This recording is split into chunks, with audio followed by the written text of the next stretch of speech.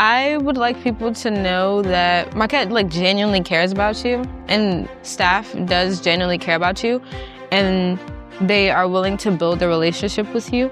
Every staff member I've met, I'm a talkative person in my class, so all my teachers have really enjoyed that and reached back out to me, and I have relationships with a lot of my teachers. So that is possible, especially since it's not a super large school. You can get those personal relationships, and they're definitely willing to build those with you. So I feel like that would be my number one, you should know that. Welcome to Marquette Cares, the podcast that highlights all the ways Marquette is the difference, lights the fire in our students, our community, and our world. Today, I am joined by a trailblazer, the first ever Wade Scholar at Marquette University, Kennedi Luckett. Kennedi is a sophomore at Marquette University, double majoring in digital media and psychology. She has a deep passion for storytelling and aspires to one day own a production company while producing her own original work. Her vision is to create a safe and supportive space where Black creators can see their ideas brought fully to fruition. During her time at Marquette, Kennedi hopes to continue growing into the leader she knows she can be, learning from her mistakes, and using those lessons to guide her towards success. She is grateful for the opportunities and connections she has been given and prays that God will continue to guide and open doors for her journey. Before we get into Kennedi's journey and all the things she is doing at Marquette and beyond, just a little bit about the Wade Scholars Program. The Wade Scholars Program at Marquette University is part of a $3 million gift from NBA Hall of Famer and alum Dwayne Wade. Yes, that Dwayne Wade, announced in January of 2024. It provides full room and board scholarships to high-achieving students annually for their first 2 years on campus. It's aimed at boosting retention and success and covers them for their freshman and sophomore years. And Kennedi, you are the first recipient of that award. Oh, yeah. So I have a lot of questions for you. Mm-hmm. You've done lots of interviews. You've answered these questions a lot. You've told your story a lot, but just tell me a little bit about your path to higher education. A lot of students don't know right away that they want to go to college. It's not always something that is in their mind. When did you know? Or did you always know? What did that look like for you? I always knew that I was going to go to college because my mom told me so. Okay.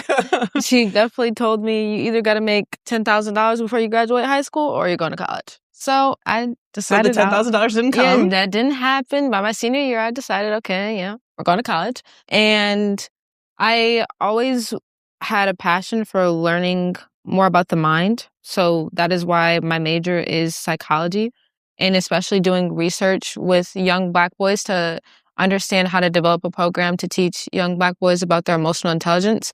That was something that I really had a passion for, even in high school. So I knew I needed to go to school for that. So yeah, definitely college was always been my path. And you're from Milwaukee. Yes, I am. You're a Milwaukee girl. Mm-hmm. So Marquette probably seemed like a natural choice for you, always something you knew, very familiar to you. But a lot of students, that would seem like something I don't want that because it's too close to home. It's too familiar. Why Marquette? I chose Marquette because it was familiar, actually. It felt very much like my high school, Pius.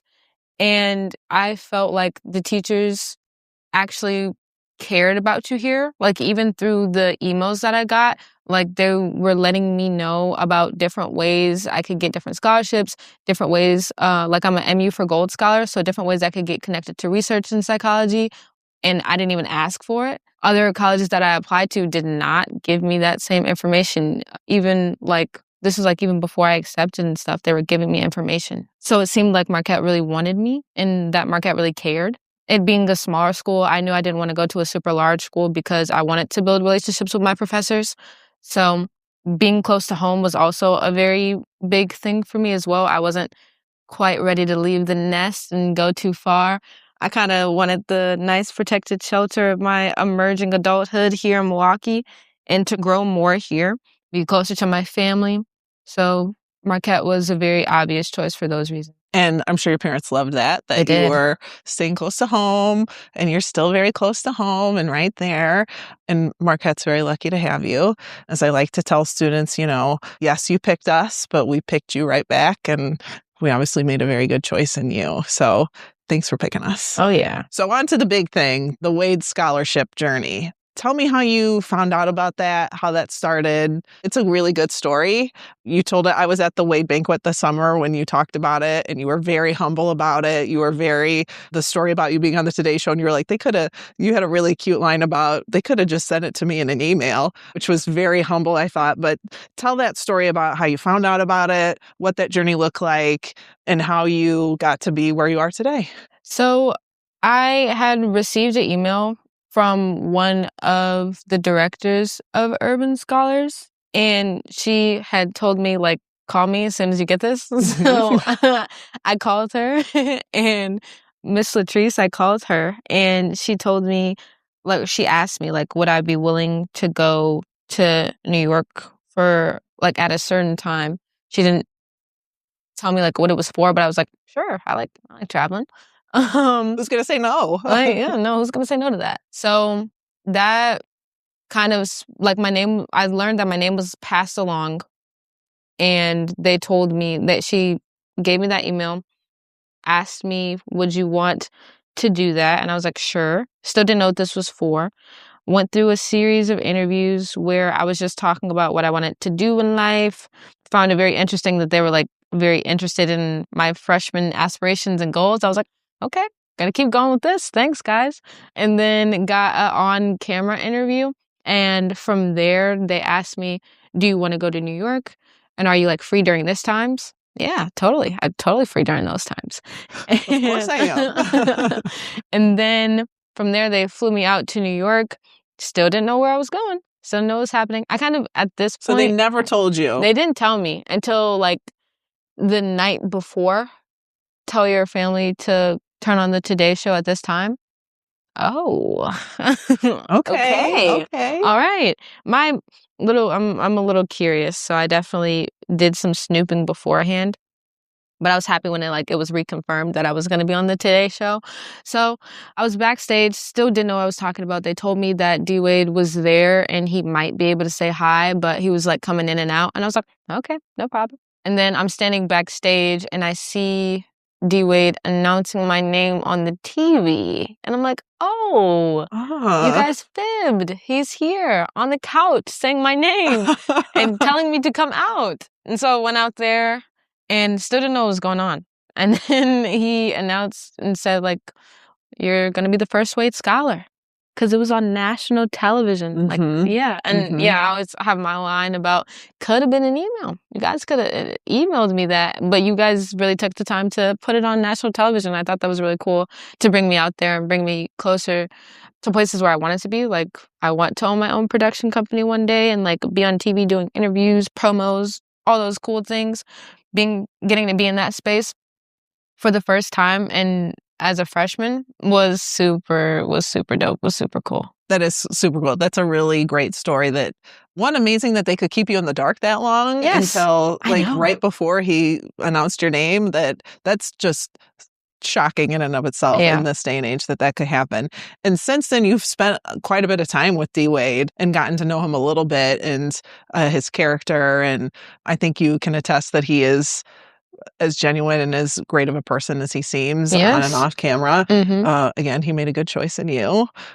So good job, D. Wade, if you're listening. Thank you. You just spent some time with him on National Marquette Day, too, at the game, which Marquette won. Thanks. Yes. Thanks for that, boys. Good job. So moving from there on to now you're on campus. It's your sophomore year. What is your sophomore year looking like right now? My sophomore year has been very busy. Thankfully, it's been very busy. I during the summer got offered a internship with Visit Milwaukee for the spring, and that was super amazing. So right now, I am a digital media intern at Visit Milwaukee. It has been a very growing experience, and I'm only, like, 2 months in now. The team is very nice. They allow me to be creative in my own right and actually acknowledge the things and ideas that I have.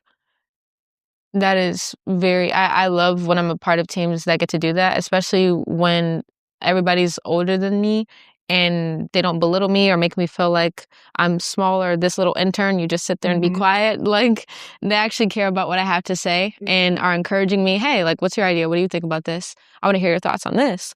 And that is super amazing to me. So I'm excited to keep continuing this throughout the spring. I'm very excited. What is something like exciting that you've done at Visit? Have you done like a cool project or a cool, like, I don't know if you're doing social media stuff, but what's something like the coolest thing you've done there so far?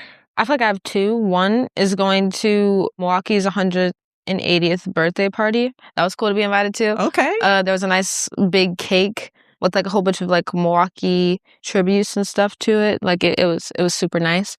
And then also I got to create my own TikTok series, which is Black History and MKE. So it's been super fun going out and filming those that will get uploaded this Friday, actually, today. Wow. Okay. So all right. super excited that they allowed me to like create that, do my own research, learned about more Black history in Milwaukee that I didn't even know. So that was just a personal growing experience, but also getting to share that with Milwaukee as well for other people who may not know and promoting the city like that. It's super great. This episode will come out in March. So for everybody listening now, that's on TikTok right now. Oh, you can go look and see Kennedi's amazing TikTok series about Black history and MKE right now for Visit Milwaukee. I know I'm going to look it up because that sounds amazing.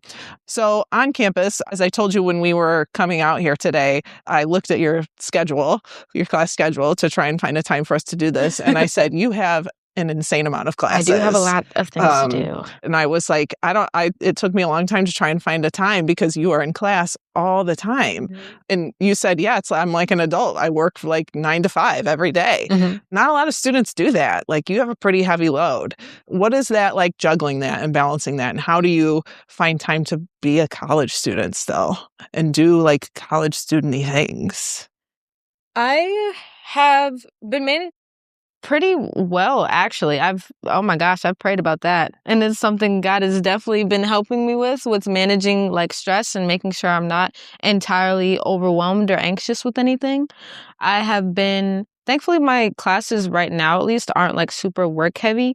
So I manage like when I'm going to do certain assignments or plan out like after work. If I'm working after 5, like I can get 2 assignments done, like managing my time realistically so I don't fall behind on anything. And I am a part of the Black History Month Planning Committee right now. So I'm doing fun events like every Thursday still to be engaged with like the community and especially like bringing out like the Black community in Marquette, making people feel comfortable. We just did a paint and sip yesterday. That was super fun. Oh my gosh. Everybody enjoyed it. It was fun. That sounds fun. So being a part of like clubs and stuff helped me still be active in my college community. And I prefer to do them in like little short bursts because right now I'm also creating a TV show, like a web series with MUTV. So I've been writing in my spare time, figuring out the best ways to do that. And I have 2 other writers who I write with. So managing my time with that there. I know that my college experience, I know I wanted it to be more of like a growing experience. And I really wanted to hustle and do everything I could to be like set up for success after I graduate because this is a nice little bubble to be in. And I want to do as much as I can, make as many mistakes as I can. So when I actually get out there, I'm not like scared or frozen and I know how I can handle adversities. So I'm super adamant on like actually doing things, becoming a better leader. So even with like planning the Black History Month committee stuff, like being in areas where I know I can grow, but also still enjoy myself. So I love writing and I love making TV and that's what I want to do. So why not make a TV show? So I could practice 2 things at once. 2 birds, 1 stone. I'm all about 2 birds, 1 stone. Be efficient. Oh yeah, being efficient. We're doing that. So you make it sound really easy. And like, yeah, I just have all these classes and I'm also making a TV show and I'm also a writer and I'm also producing it. And, I work with college students. That's what I do. That's not normal. Mm-hmm. It's outside the norm. So you're very driven and you're very much a go-getter, which that's obviously why you are the first Wade Scholar. Mm-hmm. It's very clear. But you have a lot of support too. Yes. What does your support look like on campus? Is there staff member, faculty members, or advisors that you have that you like can single out, or just a time where you can be like, yes, that person or that time, like really, like I can mark, like they were there for me, or that person or whatever, that program, like really supported me or got me through something? I have like 3 quick things for that. One is Urban Scholars. That is my full tuition scholarship and the groups that I'm a part of. Because Marquette is a PWI, being in Just for those who don't know, Oh. PWI is predominantly white institution. Yes. And because that is the space that I'm in, sometimes you can feel a little ostracized at some points. So being able to be a part of a program where there are a lot of Black and brown students who are dealing with the same sorts of things, being able to be seen in that area and have that community is very much needed. And I feel like it would have been hard to do things at Marquette without that space. Dr. Gordon, oh my gosh, she's one of my favorite people ever. She's hilarious and funny. We're always joking back and forth. Whenever I have an issue with something, I'm always going over and telling her, and she's sitting there listening. So she's super great. And then my mentor and advisor, Chris Holodag, she also has been helping me with this production process of the TV show. So whenever I'm like, hey, I don't know what I'm doing. And she's the one who suggested for me to do this and told me, like, you can pull this off. You can do this. Come on. And telling me, like, do this. So when I am finished with school, I can be like a nice little Issa Rae and get out there and do my thing. So it is so nice that she has that much faith in me, because I really admire the work that she does. And she's so knowledgeable about all these things. So if she's saying that to me, I'm like, oh yeah, I got it. We can do this. I got it. So that support has been phenomenal, especially when things get hard and when producing is like when I made my short film like last summer, that was a lot of work. And figuring out how to manage those stressors, she's helping me be better with that and manage my time better and learn how to actually be a better producer. So super appreciate those 3 spaces for sure. Yeah, those are one really, I love when students recognize when staff or faculty go above and beyond, because, like they don't have to. And it's really like sometimes students, I know for me, like I'll have a student that I just really like see it in, or I really want to see succeed. And I have just done everything I can to help that student. And then when they do, and you're just like, yes, I want that so bad for you. And if they're just like, it's kind of because of you too, you're like, no, it's not because of me at all. So I hope that those 2 people hear this and that they can realize what an impact they have had on you, because that is so meaningful. And the Urban Scholars Program, agree, amazing. Every Urban Scholar I've ever met, I have been like, oh my gosh, you are amazing. We're all amazing. I love every one of you guys. Yeah. All Urban Scholars. Yes. The Urban Scholars Program is an amazing program, which brings me to like the campus belonging part of what I want to talk about, because Marquette is a PWI. It is something that, we struggle with, of our Black and brown students belonging on campus. It's something we probably need to be better at. We need to work on. Talk to me about what that feels like. Or does it feel like? Does it not feel like? What is that like? I think just like in life in general, you kind of have to also find those spaces for yourself, because they do exist.